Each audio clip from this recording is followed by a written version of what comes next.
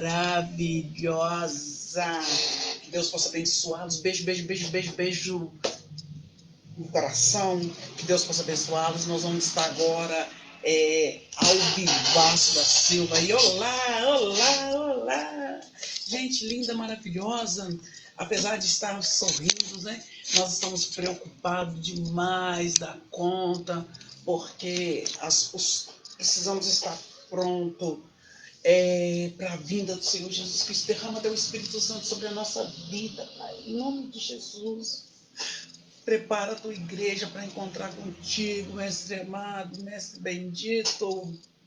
O cerco está apertando. Hoje eu estava assistindo a live do Vagnão lá e já tiraram do ar. Vamos aproveitar e falar de Jesus enquanto dá tempo. Eles excluíram. Não tem a de hoje, não sei se foi ontem à noite, só sei que eu assisti hoje, compartilhei todos os compartilhamentos que eu fiz. Eles estão já fora do ar.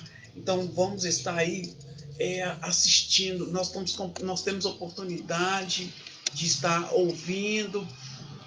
Então vamos estar aí participando ao vivo, falando, em nome do Senhor Jesus, que as pessoas possam estar assistindo essa live, para a honra e glória do Senhor. Nós vamos falar sobre na epístola de Judas, a penúltima, antes de Apocalipse. E eu não vou falar, tem apenas um capítulo, mas eu não vou falar, eu vou só fazer um comentário, tá? Não vou ficar falando, vou falar com calma, tá? Com bastante calma, para nós ficarmos assim tranquilos, tá? Em nome de Jesus, vamos estar ao vivaço falando dessa live aí, tá? Em nome do Senhor Jesus. Aleluia. Vamos falar com calma, em nome de Jesus. Me ajuda a compartilhar aí, para a honra e glória do Senhor. O livro, a carta de Judas, tá? A carta de Judas. E vamos estar aí procurando saber mais do Senhor. A volta do Senhor está próxima. Vamos estar compartilhando em nome de Jesus. Gente, não vamos deixar de falar das boas novas do Evangelho. Vamos estar compartilhando. Vamos estar orando. Vamos estar preocupados. Sabe as coisas que mais me preocupam, sabe? Que tem me deixado muito preocupada? É que as pessoas, elas não estão assim preocupadas com a palavra. Eu estou preocupada com muita comida, sabe? E isso está me deixando preocupada mesmo. Vamos preocupar com a palavra. Aleluia. Judas, epístola de Judas. Você sabia que tinha epístola de Judas? Epístola de Judas, ele era servo do Senhor Jesus, tá? Não é aquele Judas Iscariote que suicidou, tá? Ele era servo de Jesus Cristo. Aleluia. Santo, santo é o nome de Jesus. Glória a Deus, aleluia. Vamos estar aí compartilhando, vamos estar aí falando, vamos estar aí, se você quiser comentar, pode comentar, vamos estar comentando. A penúltima, de trás para frente, é a penúltima epístola de João, de Judas, tá? Vamos estar aí participando, o fim está próximo, vamos estar buscando ao Senhor de trás para frente. E aí vai ter, eu gostaria de estar lendo a epístola de Judas. O cerco está apertando. Olha para vocês verem aí, vamos estar aí lendo. É a última carta, que depois vem Apocalipse. E aí está falando da epístola de Judas. O autor desta epístola identificou-se como sendo Judas, o servo de Jesus Cristo, irmão de Tiago, conforme quando a gente for começar a ler a epístola de Judas, você vai perceber que Judas, Judas, né? 1 fala, né? Tá chamando ele, ó, Judas, servo de Jesus Cristo, irmão de Tiago, aos chamados e amados em Deus Pai e guardados em Cristo Jesus. E o cumprimento do versículo 2 está falando: a misericórdia, a paz e o amor vos sejam multiplicados. Aleluia. Que a misericórdia, que a paz e o amor vos sejam multiplicados em Cristo Jesus. Aleluia. E é isso que nós vamos estar aí participando aí, olhando aí ao vivo, tá? E vamos estar aí olhando para a honra e glória do Senhor. Vamos estar ouvindo, participando. Em nome do Senhor Jesus, vai ter gente aí para estar olhando, para estar assistindo. Hoje eu estava ouvindo um belíssimo que vai entrar na fila aqui logo depois para vocês estarem ouvindo. Da minha pátria tenho saudade. Gente, esse vazio que a gente sente dentro de nós é o tamanho de Deus, sabe? Deus, ele é grande, mas ele tem um tamanho para nós aqui dentro, mas Deus é grande, ele é poderoso. Pelo poder do nome do Senhor Jesus, confessa Jesus como Salvador. O cerco está apertando. Em nome do Senhor Jesus, eu quero desamarrar, pelo poder do nome de Jesus, toda falta de visão espiritual, que possamos estar entendendo junto a palavra do Senhor. Aí está falando que na história da igreja, do início da igreja, Judas foi sempre reconhecido como irmão de Tiago, tá? Líder bem conhecido na igreja de Jerusalém, tá? E ele também é chamado, ele também é filho de Maria com José, então ele é irmão de Jesus. Ele não faz referência a si como apóstolo, parece que ele não foi apóstolo de Jesus, o Judas não foi apóstolo aqui, que ele não se refere como apóstolo, né? Deixa seu comentário aí, por favor. E aí ele não faz referência assim como, mas fundamenta a sua autoridade primeiro no serviço de Jesus, no serviço a Jesus, e depois no relacionamento com Tiago. Ele era irmão de Tiago, né? Então Tiago também era irmão de Jesus, tá? E em Mateus 13, 55, Marcos 6, 3 fazem referência aos irmãos de Jesus. Entre os nomes mencionados estão de Tiago e Judas, não é o Judas Iscariotes, tá? Se o escritor de fato é o irmão de Jesus, porque ele não nos diz claramente quem escreveu essa última carta, essa epístola de Judas, né? A resposta de fato, né, é o irmão de Jesus, porque ele não diz claramente. A resposta sempre aceita é de que Judas, ele era humilde, tá? Esse Judas aqui, ele era humilde. Tiago, irmão de Judas, foi comumente aceito como irmão do Senhor. Judas achou suficiente se apresentar como irmão de Tiago e não como irmão de Jesus. Tiago, na epístola, tanto Tiago quanto Judas preferiram se denominarem servos de Jesus Cristo. Eu também me denomino, eu sou serva, sou salva para servir. Talvez tenha feito isso para reconhecerem humildemente que durante a vida familiar com Jesus não criam nele. Então parece que antigamente, quando Jesus estava aqui na terra, como irmãos, eles aceitavam Jesus, mas como Salvador do mundo, eles não aceitavam Jesus, eles não acreditavam. A própria família de Jesus lá não aceitavam. Muitas vezes isso acontece conosco mesmo. Muitos da nossa parentela não acreditam muito na gente, né? Mas Deus está no controle para a honra e glória do Senhor. Aleluia!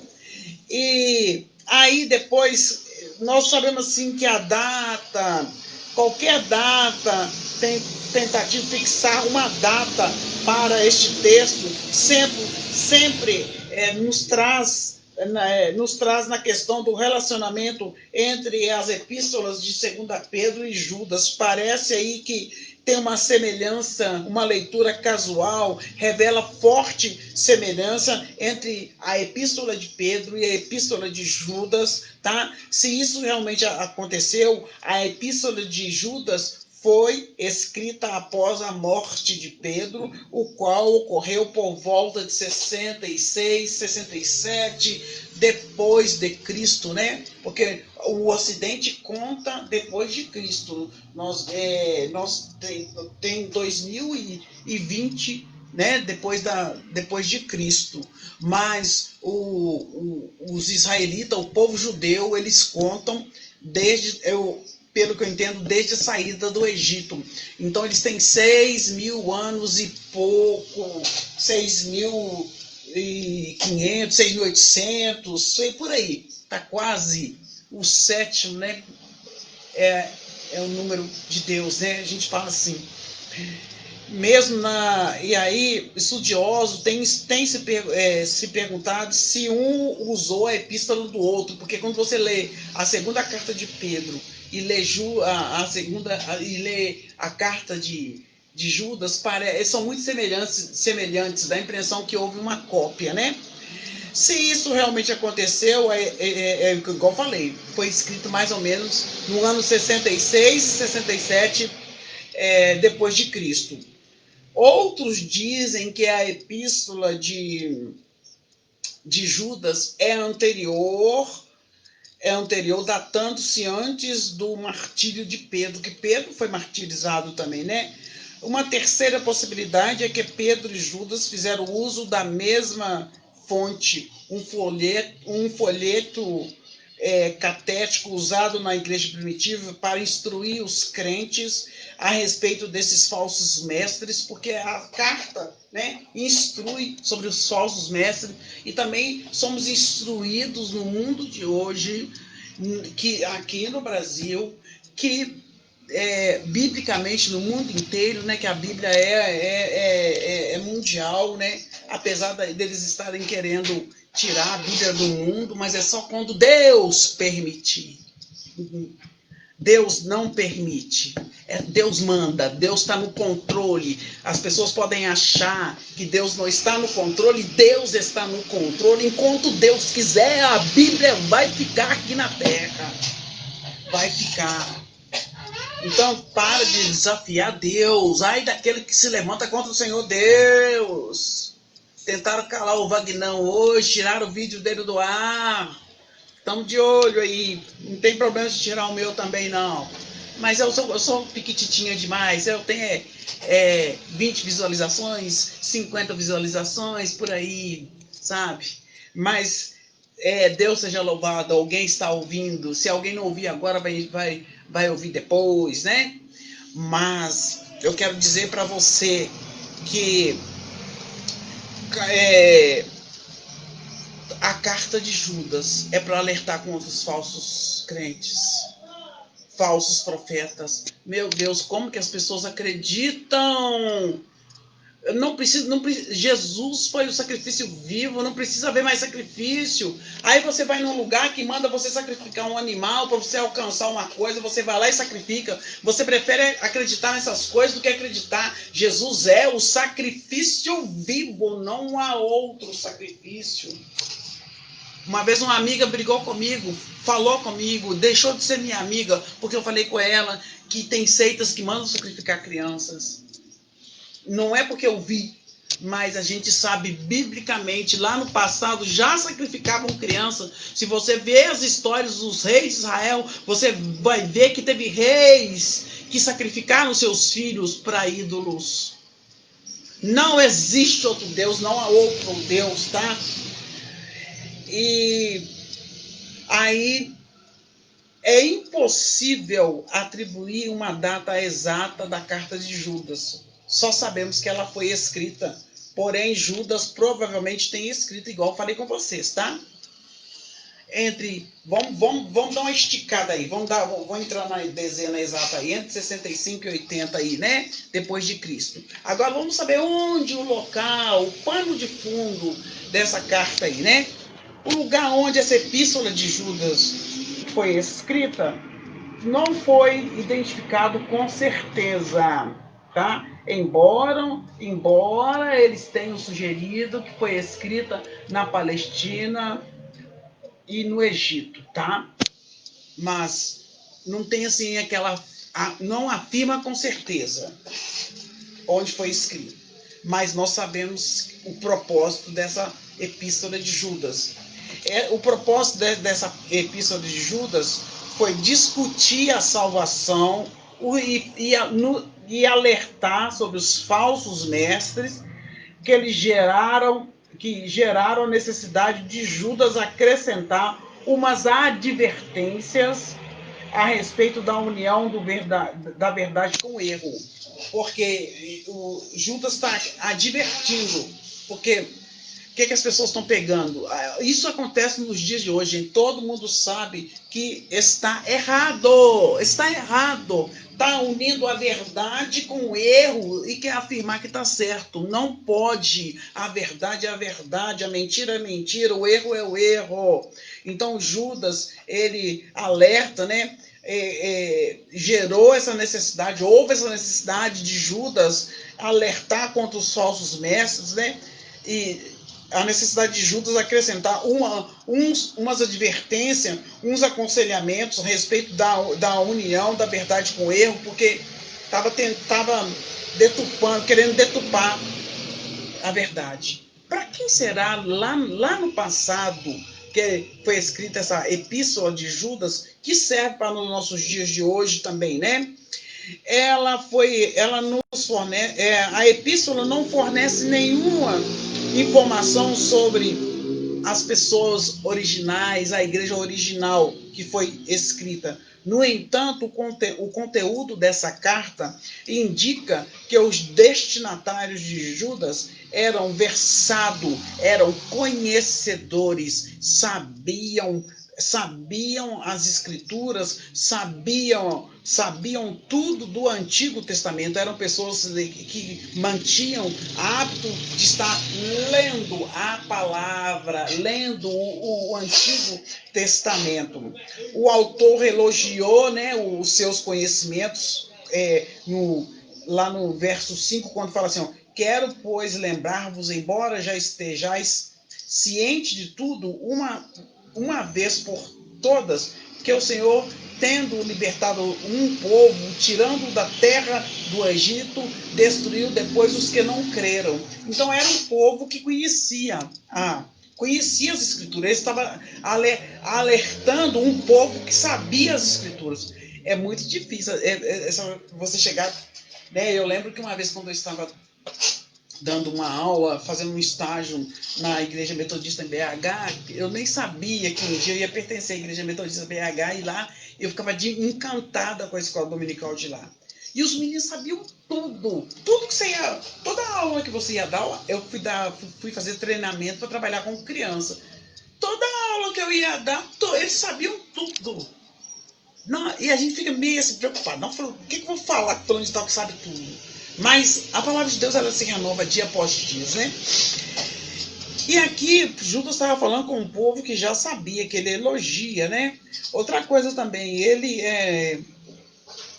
era um povo que já sabia. O autor elogiou seu conhecimento, né, do Êxodo, o conhecimento dele dos anjos. Eles sabiam da destruição de Sodoma e Gomorra, também estavam familiarizados com a literatura judaica em circulação no século I, né, quando fala lá entre o versículo 9 e 14. Não há referências a gentios. Talvez por isso os destinatários da Epístola de Judas teriam sido judeus convertidos ao cristianismo, porque judeu é judeu. Judeu ortodoxo é diferente de judeu cristão. O judeu, quando ele se converte ao cristianismo, ele é chamado de judeu cristão, tá? Teriam sido, né, judeus convertidos ao cristianismo, os quais foram dispersos, foram espalhados pela Ásia Menor. E o tema central da epístola de Judas, que eu vou ler amanhã, assim Deus permitir, né? Aparentemente, Judas planejou escrever sobre a salvação que ele e seus leitores tinham em comum, conforme o versículo 3, quando ele fala assim: olha, amados, quando empregava toda a diligência em escrever-vos, empregava todo cuidado, né? Tem gente que você fala com mais tranquilidade, mas tem gente que você tem que mudar até o vocabulário para falar, não tem? E ele aqui estava falando com todo cuidado, escrever acerca da nossa comum salvação, que é, nossa comum salvação. Então ele estava falando realmente para cristãos, pessoas que criam em Cristo. Nossa comum salvação foi que me senti obrigado a corresponder-me convosco, aconselhando-vos a batalhardes diligentemente, com vigilância, pela fé que uma vez por todas foi entregue aos seus santos. O que quer dizer santo? Somos nós, hein? O que significa? Separado. Santo, separado para Deus aqui no mundo, porque nós temos saudade da pátria. Temos saudades da pátria. Mas notícias as notícias de uma perigosa heresia, haviam notícias de uma perigosa mentira, uma heresia, que levaram a mudar eles de direção. Então, mesmo eles conhecendo a Escritura, eles estavam mudando de direção por causa de heresia. A heresia, que é? Uma mentira que se levantou no meio de um povo cristão. Existem mentiras derrubando crentes, porque joio parece com trigo, joio cresce junto com trigo. E aí ele está falando assim que eles estavam infiltrando, né, na comunidade cristã. Na comunidade cristã, Judas descreveu minuciosamente, com bastante cuidado, né? Ele escreve, né, falando contra os erros dos falsos mestres que ensinavam também, né, a destruição dos liderados. Quase no final da epístola, Judas aconselhou, Judas exortou os crentes a dedicarem-se à edificação da fé santíssima. O que é fé santíssima? É fé puríssima. É fé no Pai, Filho e Espírito Santo, na fé trina, né? Conforme Judas, versículo 20, quando nos fala assim, olha, vós, porém, amados, edificando-vos na vossa fé santíssima, orando no Espírito Santo, aleluia, glória a Deus. Judas terminou essa epístola com aquilo que se tornou uma das mais queridas bênçãos da igreja cristã, lá no versículo 20, do 24. Ora, aquele que é poderoso para vos guardar de tropeços e para vos apresentar com exultação imaculada diante da sua glória, ao único Deus, nosso Salvador, mediante Jesus Cristo, Senhor nosso, glória e majestade, império e soberania, antes de todas as eras e agora e por todos os séculos. Amém. Um abraço. Fica firme na fé. Eu quero glorificar a Deus e amanhã estarei lendo com vocês, assim se Deus permitir, a Epístola de Judas. Hoje eu fiz uma explanação e amanhã eu vou ler. Beijo no coração, dá um like aí e compartilha. Em nome de Jesus.